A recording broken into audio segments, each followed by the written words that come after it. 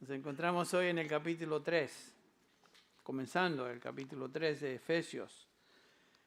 Pero antes de entrar al pasaje de hoy, particularmente el versículo 1, quisiera hacer un breve repaso de lo que hemos cubierto hasta el día de hoy.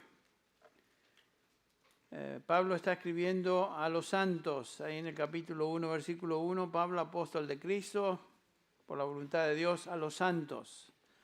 ¿Quiénes son los santos? Sabemos que los santos en el Nuevo Testamento es una referencia a la iglesia, los redimidos. La iglesia universal, todos los santos, todos los redimidos de Dios a través del mundo, esa es la iglesia de Jesucristo, pero con manifestaciones locales, como en este caso tenemos la iglesia, particularmente, dice Pablo, a los santos que están en Éfeso. Y por aplicación a nosotros podemos decir que estamos hablando, y Pablo nos habla por aplicación a los santos que estamos aquí, los reunidos aquí en Panorama City o Sun Valley, como lo quieran llamar. Somos los santos del Señor, parte de su iglesia. Y por supuesto sabemos que la iglesia es diseño de Dios. El capítulo 1 nos enseña Pablo que, versículos 3 y 4, que da alabanza a Dios. Bendito sea el Dios y Padre de nuestro Señor Jesucristo, que nos ha bendecido con toda bendición espiritual en los lugares celestiales en Cristo. Esa es una promesa y exhortación a los santos, nosotros, los creyentes. Y nos dice acá Pablo que Dios es quien nos escogió. Nosotros no escogimos a Dios. Ninguno de nosotros estamos en Cristo, en la iglesia, porque escogimos a Dios, escogimos a Cristo. Porque claramente nos enseña el apóstol Pablo en Romanos 8 que no hay justo ni aun uno, no hay quien haga lo bueno, no hay quien busque a Dios. Son declaraciones categóricas de Pablo. O sea, nadie puede llegar a Dios a menos que Dios de alguna manera intervenga en su vida. Y aquí nos dice Pablo que fuimos escogidos por Él. Según nos escogió en Él, en Cristo Jesús, versículo 4, antes de la fundación del mundo. O sea, Dios escogió antes de que nosotros existiéramos, antes de que el mundo existiera. Dios nos escogió en Cristo Jesús. No solamente eso, sino que nos dice Pablo que el Hijo nos redimió. El Padre nos escogió, el Hijo nos redimió, dice el versículo 7, en quien, en Él tenemos redención, hablando de Jesucristo, mediante su sangre, el perdón de nuestros pecados, según las riquezas de su gracia. O sea, el Padre nos escogió en Cristo, Cristo nos redimió, el Hijo nos redimió, y finalmente el Espíritu Santo nos selló, versículo 13. Fuimos sellados con Él, al final del versículo 13, sellados en Él con el Espíritu Santo de la promesa. El Espíritu, Dios Padre nos escoge, el Hijo nos redime y el Espíritu Santo nos sella. Toda la obra de salvación es la obra de Dios, Padre, Hijo, Espíritu Santo. Y por supuesto, si la salvación es la obra de Dios, Él es quien se lleva toda la gloria. Por eso Pablo repite 3 veces en el capítulo 1, para alabanza de la gloria de su gracia, versículo 6, versículo 12, a fin de que nosotros fuimos los primeros en Cristo, seamos para alabanza de su gloria otra vez. Y el versículo 14, al final, para alabanza de su gloria. Dios no comparte su gloria con nadie, toda la alabanza y la gloria va a Dios por nuestra salvación. Muy bien, entonces llegamos al capítulo 2 y Pablo nos comienza a hablar en los versículos del 1 en adelante de cómo es que llegamos a formar parte de esa iglesia. Cómo es que una persona llega a formar parte del pueblo de Dios, su iglesia. Obviamente Dios tiene que intervenir porque no estábamos en condiciones de entrar en el reino de Dios. Noten cómo Pablo nos describe ahí en el versículo del 1 al 3. Él nos dio vida a vosotros que estabais muertos en vuestros delitos y pecados. Esa era nuestra condición antes. Muertos, espiritualmente muertos. Vivos físicamente, pero espiritualmente muertos. Muerto quiere decir eso, muerto, insensible, incapaz de responder a ningún tipo de estímulo. En los cuales anduvisteis en otro tiempo, dice Pablo.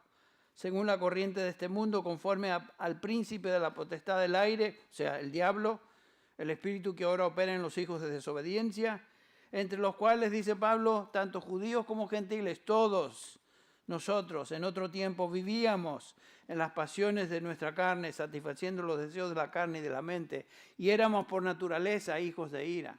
Todo ser humano que no conoce a Dios, por medio de Cristo, está bajo la ira de Dios. Lo que le espera a todo ser humano fuera de Cristo es una eternidad separados de Dios. Esa era nuestra condición. Y no podíamos hacer nada al respecto porque estábamos muertos. Entonces, ¿qué pasó? Dios interviene, versículo 4. Pero Dios, el gran pero ahí, pero Dios, que es rico en misericordia por causa del gran amor con que nos amó, ¿qué hizo Dios? A nosotros que estábamos muertos, aun cuando estábamos muertos en nuestros delitos, nos dio vida juntamente con Cristo. Noten eso. Dios interviene, nos da vida, nos une a Cristo Jesús. La única razón que estamos en Cristo Jesús es porque Dios Padre intervino, nos dio vida juntamente con Él, versículo 5, con Cristo. Por gracia habéis sido salvados, versículo 6, con Él nos resucitó. Lo que sucedió a Cristo físicamente sucede con nosotros espiritualmente. Morimos con Cristo, se nos dio vida con Cristo, resucitamos con Cristo, y noten, el versículo continúa diciendo, y con Él, con Cristo Jesús, nos sentó en los lugares celestiales en Cristo Jesús. Estos pasajes nos enseñan nuestra inseparable relación y unión a Cristo y con Cristo Jesús. Y noten que Pablo hace hincapié en esta realidad, es por pura gracia. Versículo 5 y el versículo 8 otra vez. Dice lo mismo, porque por gracia habéis sido salvados por medio de la fe. ¿Cómo es que entramos, cómo es que formamos parte de la iglesia? Por gracia hemos sido salvados y el medio que Dios utiliza es la fe. Que no es de vosotros, dice el pasaje, sino que es don de Dios. Y después agrega el versículo 9, no por obras, para que nadie ¿qué? Se exalte o se gloríe. Es imposible decir, bueno, yo participé en mi salvación. No, porque tú no hiciste nada. ¿Cómo vas a hacer algo si estabas muerto? Un muerto no hace nada. Un muerto recibe cualquier tipo de estímulo, no responde, a menos que Dios, en el caso nuestro, que estábamos muertos, espiritualmente muertos, Dios interviene. Y esa es la gran realidad, la preciosa realidad, que Dios intervino y nos dio vida. Y dice Pablo que somos salvados por gracia, por pura gracia de Dios. No por obras, para que nadie se gloríe. Y el versículo 10 nos habla de la única obra que realmente vale y tiene que ver aquí, porque somos hechura suya, creación de Dios, creados en Cristo Jesús para buenas obras, las cuales Dios preparó de antemano para que viviésemos o anduviésemos en ellas. Alguien puede decir, y estaba hablando con una persona la semana pasada, aquí en este servicio, terminando el servicio, antes del servicio, no me acuerdo, yo soy cristiano. ¿Cómo sabes que eres cristiano? Bueno, no me podía decir. Me daba un montón de respuestas que obviamente me indicaban a mí, no tienen ni idea de lo que es ser cristiano. ¿Sabes qué? Un cristiano se caracteriza por un patrón de vida de buenas obras. ¿Qué quiere decir eso? Obediencia a Dios, obediencia a su palabra. No simplemente, yo tengo fe. Santiago nos dice que los demonios creen y tiemblan. No es cuestión de decir yo creo en Jesús. ¿Saben que todos los demonios creen en Jesús? Todos. Y saben que son todos ortodoxos en su fe. Todos creen en el Evangelio de Jesucristo, pero no son salvos. Porque siempre tienden a sentir intelectual a lo que saben es verdad, pero no es que han sido transformados. O sea, no me vengas a decir que tienes fe en Cristo, que crees en Cristo. Eso no es suficiente si no va acompañada esa fe con una obediencia al Señor. Jesús lo dijo de esta manera: no todo el que me dice Señor, Señor, entrará en el reino de los cielos. Entonces, ¿qué es la diferencia? Sino el que hace la voluntad de mi Padre que está en los cielos. Eso es obediencia, esas son buenas obras. Y Jesús lo hace muy claro. Y Pablo nos enseña eso. Entramos a la iglesia por medio de la fe y es obra de Dios. Y dice el versículo 10, somos hechura suya, creados en Cristo Jesús, ahora sí para buenas obras. Para buenas obras. Los versículos del 11 al fin del capítulo, Pablo habla de la unidad del cuerpo de Cristo, la unidad de judío y gentil como parte del cuerpo de Cristo. La iglesia es la unidad espiritual de judíos y gentiles en Cristo, en la fe, que es algo nuevo en el Nuevo Testamento. Es algo nuevo, algo que no existía en el Antiguo Testamento. Y el capítulo 3 comienza a hablarnos de esto específicamente Pablo, a lo cual él llama un misterio. Un misterio. Así que nos encontramos aquí en el capítulo 3 de Efesios. Finalmente llegamos ahí. Y Pablo continúa la enseñanza acerca de la iglesia, pero bajo el prisma o la figura o imagen de un misterio. Versículo 3. Misterio. No lean ahí la palabra ministerio. Si leemos rápido a veces el pasaje, nos viene a la mente la palabra ministerio. Él va a hablar del ministerio, pero aquí Pablo habla de misterio, el misterio de Cristo, el misterio de la iglesia.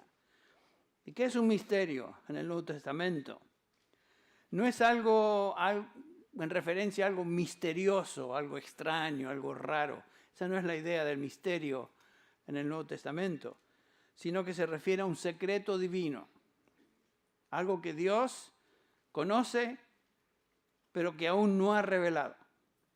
Por ejemplo, ustedes recuerdan en el pasaje de Deuteronomio 29, versículo 29 también, donde Moisés nos dice que las cosas secretas pertenecen al Señor o pertenecen a Jehová. Mas las cosas reveladas nos pertenecen a nosotros y a nuestros hijos. El Nuevo Testamento revela varios misterios que estaban escondidos en Dios en el Antiguo Testamento y que Él aún no había revelado. Obviamente Dios conoce secretos que nosotros no conocemos. No podemos a veces entender a Dios en todos sus aspectos porque no somos Dios. Si pudiéramos entender a Dios en su totalidad, eso indicaría que somos como Él y no somos como Él. Él es el soberano, el supremo, el creador, Dios de dioses. Nosotros somos simples criaturas hechos por Él. Así que nunca podemos llegar a entender en su totalidad lo que Dios es. Dios nos revela ciertas cosas acerca de Él.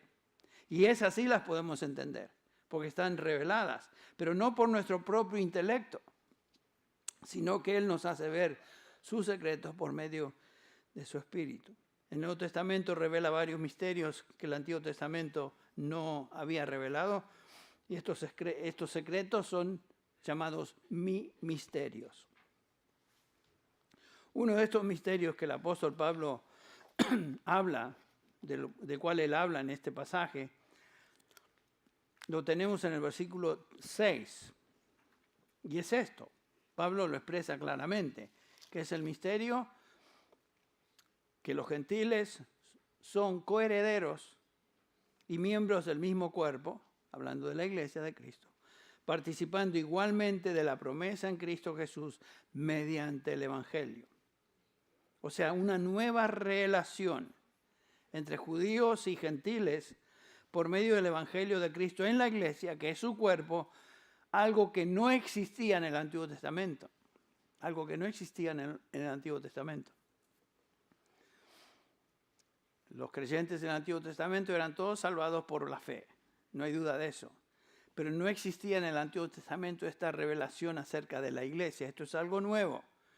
Y la epístola a los Efesios es una explicación detallada del misterio del cuerpo de Cristo, la iglesia. Este misterio es que tanto judíos como gentiles, aquí lo dice Pablo, todos los creyentes, sin importar su raza, su origen, su posición económica o social o género, son uno en Cristo Jesús. La iglesia es un cuerpo compuesto de todos los redimidos alrededor del mundo, judíos o gentiles. Ustedes recuerdan que los judíos se creían el pueblo de Dios porque eran descendientes de Abraham. Y Dios sí escogió a la nación de Israel, escogió a ese pueblo para llevar a cabo su plan de redención en esta tierra. Y es obvio que el Mesías, Cristo Jesús, vino a través del pueblo escogido. Y el Señor escogió a Israel para ser el medio por el cual le extiende su gracia a todos los hombres. O sea, la salvación viene por medio de Israel. Pero claramente en el Nuevo Testamento los israelitas o los judíos no son los únicos salvados. Porque Pablo nos dice, por ejemplo, en Gálatas 3:28, ahora no hay judío ni griego, no hay esclavo ni libre, no hay hombre ni mujer, porque todos sois uno en Cristo Jesús. Esta verdad es un misterio que Dios revela por medio a sus apóstoles, nos dice el versículo 5 de este pasaje. Es un misterio en el Antiguo Testamento que ahora se revela. Noten cómo lo dice Pablo en el versículo 5, que en otras generaciones, estaremos estudiando este pasaje en profundidad, pero simplemente mencionando esto, el misterio es que en otras generaciones no se dio a conocer a los hijos de los hombres, como ahora ha sido revelado a sus santos apóstoles y profetas por el Espíritu. El versículo 9 otra vez habla de un misterio, dice, misterio escondido desde los siglos en Dios. Y Pablo escribe esta carta, entre otros propósitos, para hablarnos de este misterio de la iglesia. En el capítulo 1, otra vez, Pablo nos ha enseñado del plan eterno de Dios antes de la fundación del mundo. En el capítulo 2, el apóstol nos instruye acerca de cómo cada creyente llegó a formar parte de la iglesia en la soberanía de Dios por medio de la fe. Al final del capítulo 2, Pablo nos habla de esta unidad espiritual de todos los redimidos, gentiles y judíos, que han creído y han sido unidos en un cuerpo con los judíos en Cristo Jesús. Eso era un secreto antes, pero ahora es revelado. Revelado dice a sus santos apóstoles en particular. Y Pablo, por supuesto, siendo apóstol, recibió directamente del Señor esta revelación. Ahora, cuando llegamos al capítulo 3, leemos en el versículo 9, por esta causa, yo, Pablo, prisionero de Cristo Jesús, por vosotros los gentiles. Y hoy nos vamos a detener en este pasaje, en este versículo 1, porque hay gran enseñanza encerrada en este versículo 1. Continuaremos hablando más tarde del resto del pasaje. Pero noten que Pablo pareciera que hiciera una pausa, y por esta causa, yo, Pablo, prisionero de Cristo Jesús, doblo mis rodillas, y pareciera que va a orar. Pero en su lugar hace una pausa y no ora, sino que ora hasta el versículo 14, que comienza de la misma manera. Noten el versículo 14. Por esta causa yo pues doblo mis rodillas ante el Padre de nuestro Señor Jesucristo, y sí, a partir de ahí ora. Pero aquí hace una pausa, un paréntesis. Algunas de sus Biblias posiblemente lo tienen en corchetes, los versículos del 2 al 13. Otras Biblias tienen como una barrita antes del versículo 2 y terminan en el versículo 13. Todos los comentaristas nos enseñan, y aquellos que tradujeron la Biblia nos hacen ver que esto es un paréntesis, un desvío, por decirlo así, de lo que Pablo iba a decir. Y en su lugar nos da un relato, una explicación de su ministerio, su llamado como apóstol y propósito por el cual él fue llamado. Él continúa con el tema a partir del versículo 14 en adelante. Pero hace una pausa de 12 versículos. Del 2 al 13. La pregunta es ¿por qué? ¿Por qué es que Pablo pausa? ¿Qué causó la interrupción del flujo de su argumento? ¿Qué le movió repentinamente a detenerse y por 12 versículos hablar de su llamado? Él mismo, yo creo, nos da la respuesta en el versículo 13. Noten, lo leemos. Versículo 13. Por lo cual pido que no desmayéis a causa de mis tribulaciones por vosotros, las cuales son por o para vuestra gloria. Este versículo va conectado con el versículo 1, donde Pablo dice, yo, prisionero de Cristo Jesús, por vosotros los gentiles. Estos gentiles, los vosotros, los efesios, ¿qué estaba pasando? Estaban sufriendo. Les dice Pablo, pido que no desmayéis. ¿Por qué estaban desmayando? ¿Por qué de repente Pablo habla de su encarcelamiento? Y los efesios obviamente estaban tristes. Estos creyentes están afligidos, desconcertados, al ver de que Pablo estaba sufriendo en la cárcel por la única razón de predicar el Evangelio. Y se estaban haciendo preguntas, sin duda, pensando, Pablo, quien predicó ese glorioso evangelio que nos trajo salvación en Cristo Jesús, ahora está sufriendo el encarcelamiento. ¿Por qué? ¿Qué acerca de nosotros? Y Pablo sabe eso y les va a enseñar por medio de su ejemplo personal cómo confrontar el desánimo, el sufrimiento en medio de la aflicción. A menudo, como cristianos, nos desconcertamos, titubeamos en nuestra fe cuando estamos sufriendo, ¿no es cierto? Tambaleamos. Es algo común en la experiencia de los creyentes. Y Pablo va a hablar de eso. Estaba consciente de que estos creyentes, los efesios, estaban sufriendo por él. Y por supuesto pensando qué va a pasar con nosotros. No tenía la intención de continuar con el tema del sufrimiento y el cristiano hoy, pero en la providencia de Dios estoy enfrentando un pasaje que me obliga a considerar lo que Pablo está enseñando y lo que él tiene en mente cuando enseña esto, lo cual es como que el Señor está tratando de enseñarnos a nosotros, esta congregación, algo acerca del sufrimiento. Y vamos a continuar con ese tema, aunque no era parte, pero es lo que Pablo aquí toca. Pablo les anima a no tomar la aflicción como motivo de tristeza, como motivo de pena, sino que les mueve a ver todo lo que estaba sufriendo en su vida personal como parte del plan de Dios para él. Y por lo tanto, como el plan de Dios para ellos. Y noten que el versículo 13 les dice, es para vuestra gloria que estoy sufriendo. Noten cómo cambia, qué giro le da el apóstol a esto. No solamente que no debían entristecerse por causa de él, sino que Pablo ahora les dice, deberían gloriarse por ello. Gloriarse por la aflicción que él, Pablo, estaba pasando por ellos, los gentiles. Entonces, la razón de este pequeño paréntesis, bueno, son 12 versículos, de este desvío en el argumento de Pablo, es animar a los creyentes, que es lo que estaremos viendo hoy y la próxima vez.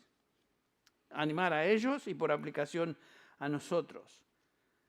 Pablo nos enseña a través de su ejemplo de cómo enfrentar, cómo responder cristianamente ante la aflicción que a menudo nos embarga, cada uno de nosotros. Y noten cómo él lo hace. ¿Cómo es que les anima? En primer lugar, lo que observamos aquí es el corazón pastoral del apóstol Pablo. Él no está simplemente escribiendo un tratado doctrinal sobre la iglesia.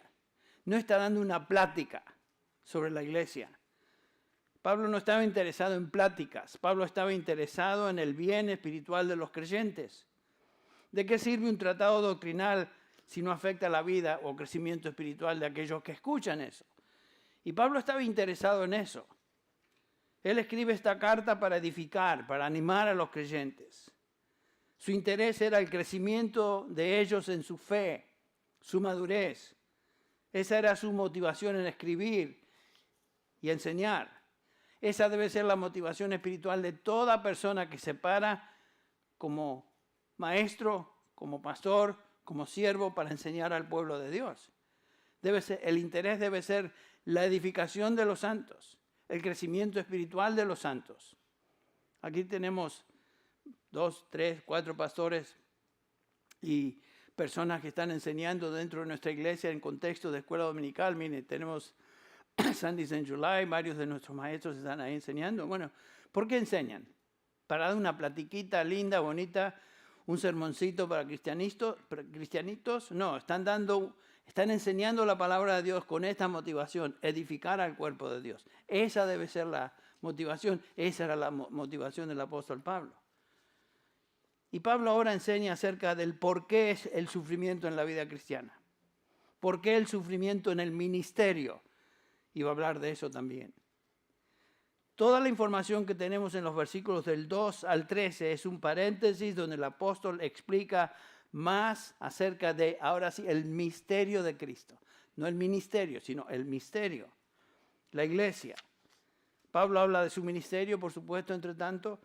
Habla de su llamado, su propósito ministerial para ayudar a estos creyentes y a nosotros a ver que todo lo que nos sucede en nuestra vida es parte del propósito y plan de Dios para sus hijos. Todo, específicamente el sufrimiento. Entonces veamos primero a Pablo como el predicador del misterio que le había sido revelado.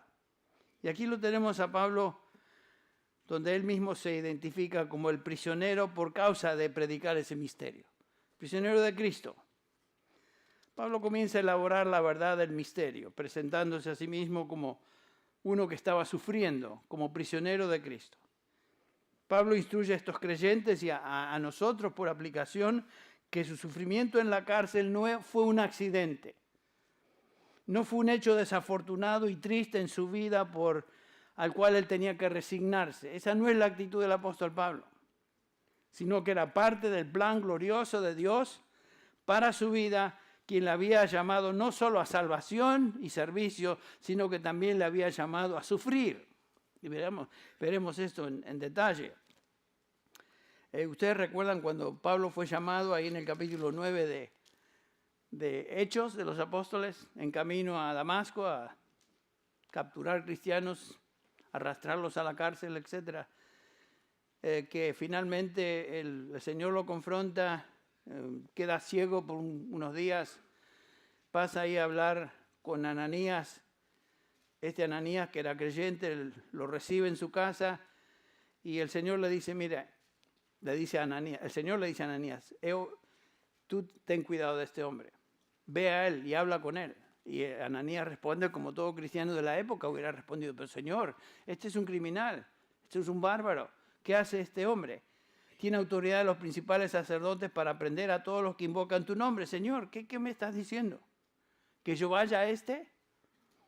Y el Señor le contesta, ve porque él me es un instrumento, un vaso, escogido para llevar mi nombre en presencia de los gentiles, de reyes y de los hijos de Israel. Predicar el evangelio. Y después dice el versículo 16, porque yo le mostraré cuánto debe padecer por mí. Pablo había sido llamado a predicar, llamado a enseñar, llamado a ministrar, pero había sido también llamado a sufrir. Y saben que todo cristiano ha sido llamado por el Señor con el propósito de ser un testimonio de Cristo, vivir por Cristo, vivir una vida de obediencia a Cristo, pero también ha sido llamado a sufrir. Te estás preguntando por qué estás sufriendo como cristiano. Algunos de ustedes tal vez están sufriendo más a partir de que se vinieron a Cristo que antes. ¿Por qué? Porque es parte del llamado. Cada uno de nosotros, los santos, los redimidos, fuimos llamados a sufrir. Noten cómo Pablo lo expresa en Filipenses 1:29. Filipenses 1:29. Pablo dice, porque a vosotros, y él se dirige a estos creyentes en Filipos, a vosotros os es concedido a causa de Cristo, no solo que creáis en Él, sino también que padezcáis por Él. Ese es parte del llamado. El Señor dijo, en el mundo tendréis aflicción. No temáis, yo he vencido al mundo. Pero si somos creyentes en Cristo Jesús, hemos sido llamados también a sufrir por Él. Noten eso. Y el principio detrás de esta doctrina del sufrimiento en la vida del cristiano se subraya específicamente y claramente en la segunda carta de Pablo a Timoteo. Segunda Timoteo capítulo 3. Noten ahí, comenzando con el versículo 10. Pablo le está escribiendo a Timoteo que estaba sufriendo. Timoteo estaba sufriendo. Porque Pablo se encontraba en la cárcel, él había sido su mentor. El gran apóstol Pablo estaba encarcelado, listo para ser ejecutado. Posiblemente después de 2 Timoteo, 3 semanas después de escribir esta epístola, Pablo fue degollado ahí en Roma. Timoteo tenía temor, estaba triste, estaba afligido. Y Pablo le dice, lo anima de esta manera. Noten el versículo 10. Timoteo, tú has seguido mi enseñanza, mi propósito, mi fe, mi paciencia, mi amor, mi perseverancia. Y después el versículo 11, noten. Que persecuciones sufrí, sufrimientos como los que me acaecieron en Antioquía, en Iconio, en Listra, que persecuciones sufrí y de que todas ellas me libró el Señor. Noten. Y en verdad, y aquí está el principio que debemos tener en mente. Y en verdad, versículo 12, 2 Timoteo 2, 3, versículo 12, es un texto bíblico que deberíamos tener en nuestra refri pegado, ahí, o en el espejo del baño. Esto debe ser parte de nuestra manera de pensar como creyentes. En verdad, todos los que quieran vivir piadosamente en Cristo Jesús, ¿qué pasa? Serán perseguidos. Ese es el principio detrás del sufrimiento en la vida del cristiano. Todos los que quieran vivir piadosamente sufrirán. ¿Y saben qué? Todo cristiano quiere y desea vivir piadosamente. Somos hechura suya, creados en Cristo Jesús para buenas obras. ¿Qué quiere decir eso? Para vivir en obediencia, para vivir piadosamente. Y todos los que hemos sido llamados por el Señor como cristianos, hemos sido llamados a ser sus testigos de Él y también a sufrir por Él. ¿Saben qué? No hay escape. Ninguno de nosotros nos podemos eximir de esa realidad. Ningún cristiano se exime o puede evitar esta realidad del sufrimiento en su vida. Este principio es el principio más importante en todo el Nuevo Testamento que nosotros debemos aprender cuando pasemos a través de cualquier situación que Dios trae a nuestra vida en términos de sufrimiento, excluyendo uno, el pecado. El pecado. Obviamente, si un cristiano peca, va a sufrir las consecuencias del pecado, sin duda, y va a sufrir por el pecado. Y el Señor a veces tiene que aplicar la vara de disciplina a sus hijos que han pecado y no han confesado su pecado. El Señor al que ama, dice Hebreos 12, al que ama, ¿qué? Disciplina y azota a todo aquel que recibe por hijo. Pero el cristiano, en general, como patrón de vida, vive en obediencia, vive buscando servir al Señor, obedecerle a Él, y por supuesto, dice Pablo, si alguien quiere vivir piadosamente, va a sufrir persecución, va a sufrir aflicción. Esa enseñanza no se limita solo al apóstol Pablo. El Nuevo Testamento y los escritores del Antiguo Testamento nos enseñan eso. Por ejemplo, escuchen las palabras de Pedro, 1 Pedro 4. 1 Pedro 4, versículos 12 al 14. Donde Pedro nos dice a estos creyentes y a nosotros por aplicación, amados, no os sorprendáis del fuego de la prueba que os ha sobrevenido, como si algo extraño os aconteciese. Noten eso. No nos debemos sorprender de la prueba, de la aflicción, como si algo extraño pasase en nuestra vida. El Señor no nos llamó a ser felices. Si hay felicidad, hay paz, hay gozo en el Señor, pero el Señor también nos llamó a sufrir. Qué interesante, ¿no? Yo recuerdo cuando recién me convertí, tenía 15 años, casi 15, que el Señor me transformó. Yo recuerdo haber venido al Señor, confesar mi pecado y el Señor, quien estaba trabajando en mi vida, en mi espíritu, me causó en mí el nuevo nacimiento. Yo recuerdo eso como si fuera ayer. Estaba en Mendoza, en San Martín, Mendoza. Y me acuerdo que yo veía la cordillera de los Andes cubierta en nieve imponente, masa de montañas ahí, la cordillera. Y yo decía, qué increíble, que yo conozco al que hizo esto. Yo me acuerdo de eso. Y qué gozo invadía mi ser. Y qué gozo tenía yo y paz por saber que había sido perdonado. Y yo decía, esto es fenomenal.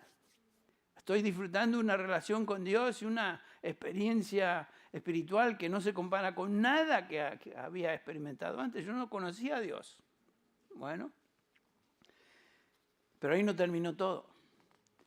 Porque si hubiera conocido a Dios y hubiera estado ahí siempre en la experiencia preciosa y increíble, incomparable de gozo y paz con el Señor tenía lecciones para mí que no podían aprenderse en ese momento tenía que pasar por tribulación y tal vez semanas de gozo increíble y paz tremenda fueron interrumpidas con una serie de situaciones que obviamente eran mandadas por el Señor a mi vida en términos de aflicción, sufrimiento. Y no se acabó todo, sigo en ese proceso. Voy a cumplir 72 años en unas semanas, en agosto. Agosto 19, los que se quieran anotar ahí para que recuerden. 72 años de estar en Cristo Jesús, desde los 15 años hasta este momento. Y la vida cristiana ha sido una combinación de momentos de tremendo gozo y gratitud y paz, etcétera, etcétera, pero también una serie de situaciones difíciles. Y eso es lo que el Señor tiene para cada uno de nosotros. Todo aquel que quiera vivir piadosamente, dice Pablo, sufrirá ¿qué? Aflicción. Todo hijo de Dios va a sufrir aflicción y por eso Pedro puede decir, no os sorprendáis del fuego de la prueba que os ha sobrevenido. Si sois vituperados por el nombre de Cristo, sois bienaventurados. Porque el glorioso Espíritu de Dios reposa sobre vosotros. ¿Ven eso? Ciertamente de parte de ellos Él es blasfemado, pero de vosotros es glorificado. ¿Estamos en medio de una prueba? ¿Pasando por una situación difícil? ¿Estamos siendo afligidos? Pedro dice, no te sorprendas del fuego de la prueba que ha venido sobre tu vida. No te sorprendas. Es parte del plan de Dios para ti. Santiago enseña lo mismo. Cuando estudiamos Santiago, la epístola de Santiago, capítulo 1, versículo 2, ¿recuerdan? Dice Santiago, hermanos míos, tened por sumo gozo cuando os halléis en diversas pruebas. Santiago va un paso más allá. No simplemente que no nos sorprendamos, sino que tengamos esa prueba como un motivo de gozo, supremo gozo. Porque la prueba de vuestra fe produce ¿qué? Paciencia, o sea, perseverancia. En otras palabras, ser cristiano, servir al Señor, conlleva sufrimiento. No podemos evitarlo.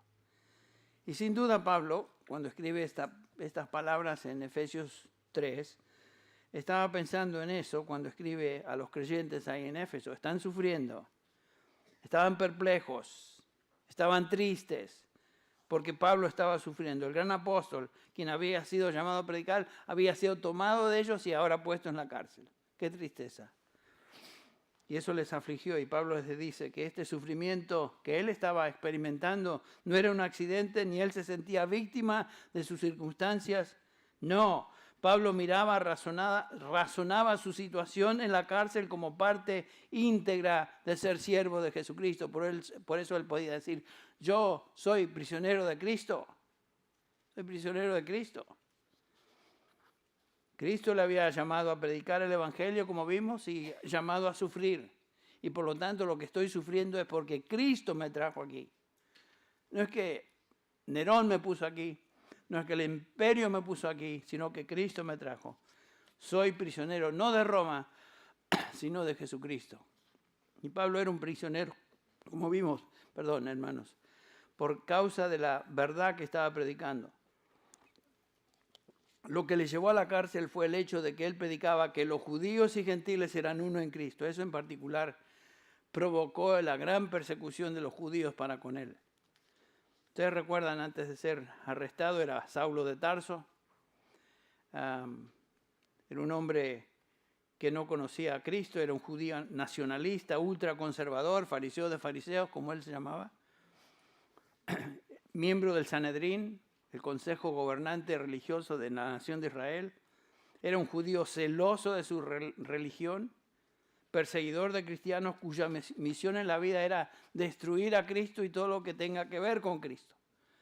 Y noten que Lucas nos dice en Hechos 8:3 que Saulo hacía estragos en la iglesia, entrando de casa en casa, arrastrando a hombres y mujeres, los echaba en la cárcel.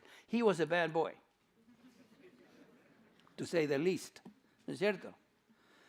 O sea, su misión era destruir cristianos, sea como sea. Era un mal tipo, era un mal tío, y por lo tanto le tenían temor. De repente en camino a Damasco el Señor lo confronta, se le aparece, se convierte al Evangelio, es llamado a servir al Señor y por supuesto su vida cambió. De ser un defensor fanático del judaísmo, ahora se convierte en el proclamador más celoso, más importante en la vida, en la historia de la iglesia. ¿Qué cambio? El Señor hizo eso. Por gracia, no por sus obras. Por eso Él puede decir, somos salvos no por obras, sino por fe y por pura, sola y exclusiva gracia. Porque si yo tuviera que demostrar obras, ¿qué obras tenía? He was a bad guy. No tenía obras. Ahora, lo que le ganó la antipatía de los judíos, su reputación entre los judíos era el hecho de que él era judío de judíos, y sin embargo ahora predica un evangelio que incorporaba a los gentiles. ¿Qué es eso? Para los judíos, incorporar a los gentiles como el pueblo de Dios era anatema, era inconcebible, imposible. Eran perros. Hasta el día de hoy los judíos piensan en los gentiles como perros. No es una posición muy halagadora si somos gentiles. Y, por supuesto, el resto del mundo piensa en ellos como lo peor también. O sea, existe esta constante lucha entre judíos y gentiles y continúa. Bueno, en Cristo todo cambia. En la iglesia todo cambia. Este es un misterio, es algo nuevo. Los judíos no podían tolerar esa enseñanza. Y en la primera oportunidad que tuvieron, inventaron una acusación para destruirlo. Y el libro de Hechos nos habla de eso. Todo el capítulo 21 de Hechos, hasta el final del capítulo, ahí por ejemplo en el 36, la multitud judía decía, ¡que muera, que muera, que muera! Trataron de, y si no hubiera sido porque fue rescatado por un comandante romano y su grupo de soldados, y lo hubieran ejecutado ahí. Pablo sufrió persecución. ¿Por causa de qué? Por causa de predicar que el Evangelio de Jesucristo incluía judíos y gentiles. Podemos notar entonces por qué él escribe el capítulo 3 de Efesios, teniendo eso como trasfondo. Dice el versículo 1, Efesios 3, por esta causa yo, Pablo, ahora prisionero de Cristo, por causa o por amor de vosotros los gentiles. Esa frase ahora no tiene sentido. Pues claro, miren todo lo que sufrió, y había estado en la cárcel ya por 5 años cuando él escribe esta carta. Todo lo que sufrió por esto y sin embargo dice, lo hago por amor a vosotros los gentiles. Antes yo odiaba al pueblo de Dios, ahora amo al pueblo de Dios, que incluye tanto a judíos como gentiles. Ese es el misterio del Evangelio. El resto de los capítulos de Hechos son una narración de cómo Pablo tuvo que enfrentarse al Sanedrín, ustedes recuerdan, explicar su conversión, luego presentar su defensa ante el gobernador Félix, luego a Festo, luego al rey Agripa. Y si Pablo no hubiera apelado a Roma, al César, ¿se acuerdan ustedes? Él hubiera sido liberado, pero no, fue llamado a Roma porque él apeló a César. Bueno, y estaba esperando en custodia su veredicto final. Pero lo que quiero que veamos, y estoy tratando de resumir porque se nos está yendo el tiempo, que todo lo que sucedió en la vida de Pablo fue por predicar el Evangelio que incluía a gentiles y judíos. Pablo estaba tan convencido de la verdad del Evangelio y la unidad de la iglesia que no le importaba nada su sufrimiento. No le importaba para nada el costo de su predicación con tal de ser fiel a esa verdad. Pablo era un hombre realmente comprometido con el Evangelio. Esto le costó hasta ese momento un encarcelamiento de 5 años y todos los sufrimientos que él menciona. Pero noten algo. Ante este sufrimiento, Pablo en ningún momento se queja, se hace la víctima o expresa algo negativo o trata de que otros le hagan sentir bien. Lo que vemos aquí es un tono triunfal. Un tono triunfal en medio de la aflicción, y noten el versículo 13 otra vez, 3:13 de Efesios, por lo cual pido que no desmayéis por causa de mis tribulaciones, por vosotros, las cuales son para vuestra gloria. Un tono victorioso ahí, un tono jubiloso. El apóstol es similar a lo que escribe aquí Pablo, es similar a lo que él escribe en Filipenses, capítulo 1, versículo 12. Y recuerden que cuando Pablo escribe Efesios y escribe Filipenses y escribe Colosenses, está escribiendo del mismo contexto. En Roma, prisionero de Nerón, prisionero del imperio. Y noten lo que dice en Filipenses 1:12. Quiero que sepáis, hermanos, que las cosas que me han sucedido han redundado más bien para el progreso del Evangelio. De tal manera que mis prisiones se han hecho patentes en Cristo en todo el pretorio y todos los demás, y la mayoría de los hermanos, cobrando ánimo en el Señor por mis prisiones, se atreven mucho más ahora a hablar de la palabra sin temor. Otra vez, triunfo. Yo no soy víctima. Yo no soy víctima de Roma, no soy víctima de nadie. Soy prisionero de Jesucristo. Y estoy aquí porque Cristo me puso en este lugar. Qué tremenda realidad, cuánto podemos aprender del ejemplo del apóstol. Porque ha sido encarcelado, Pablo dice, estoy aquí porque soy prisionero de Cristo. Él no se refiere a su condición como prisionero de Roma, sino de Cristo. Él no era prisionero de Nerón, no era de Roma, era de Cristo. Él no se consideraba prisionero del César, sino de Jesucristo. Él era sobre todas las cosas un ministro de Jesucristo, un esclavo de Cristo, un siervo de Cristo. Cristo le había llamado a predicar y por lo tanto él era prisionero porque Cristo le tenía ahí. Estoy sufriendo por Cristo, no por ninguna otra cosa, sino por ser siervo del Señor Jesucristo. Y aquí tenemos un principio muy importante.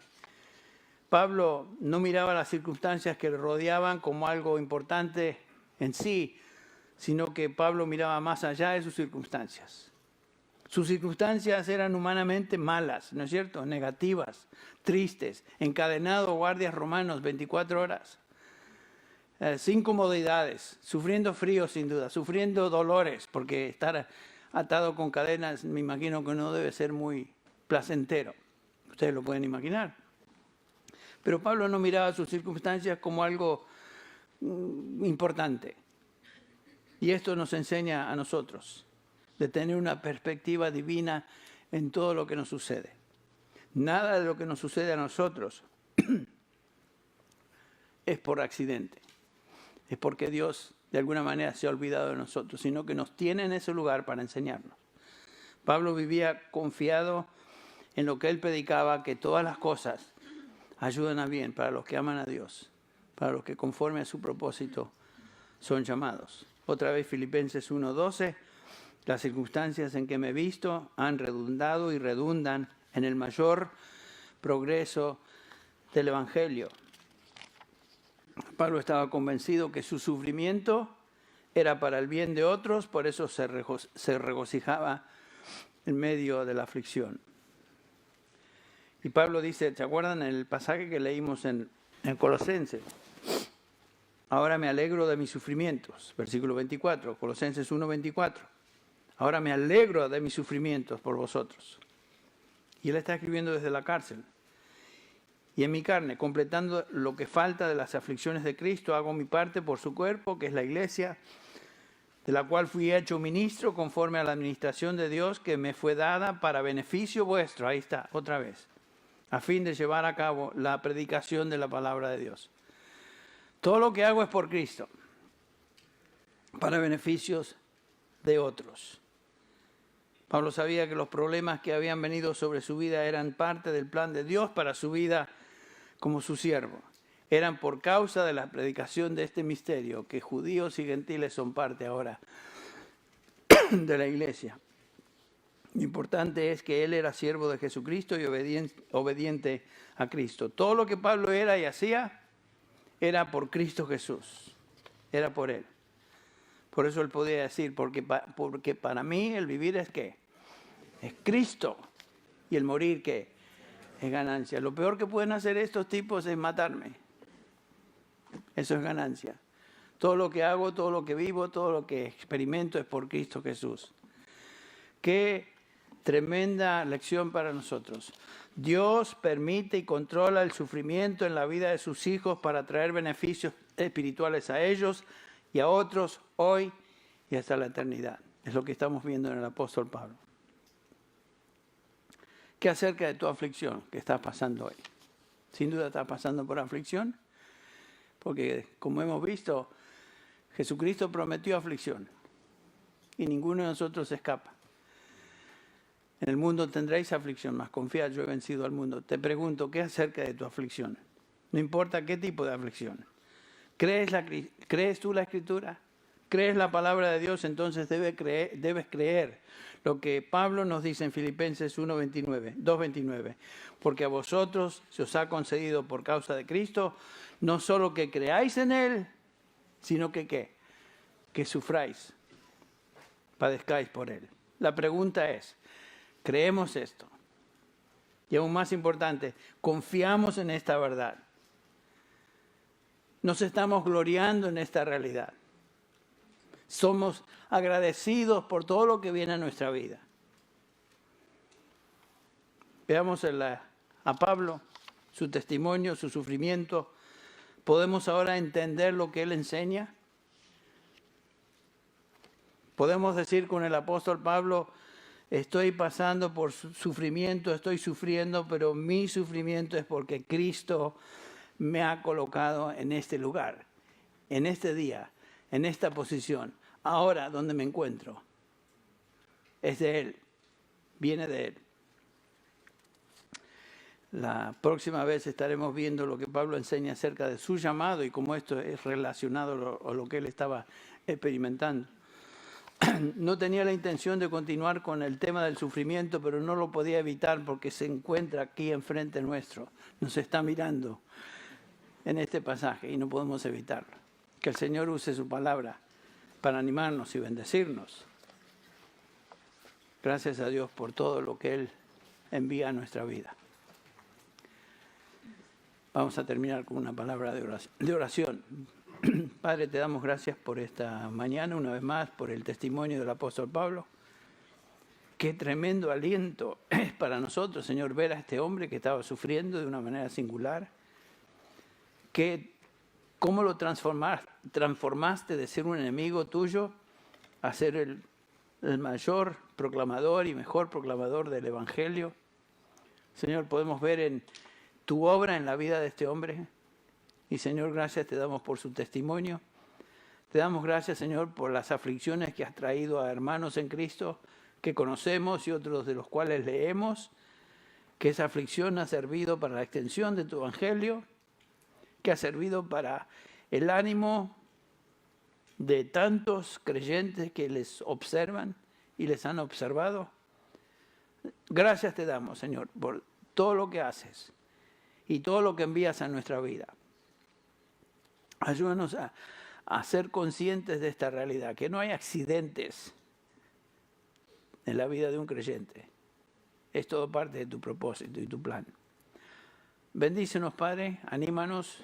Te pido que bendigas a cada persona aquí presente y a aquellos que han tenido acceso y han podido escuchar este mensaje. Bendice a tu pueblo, a los santos, donde quiera que este mensaje sea proclamado.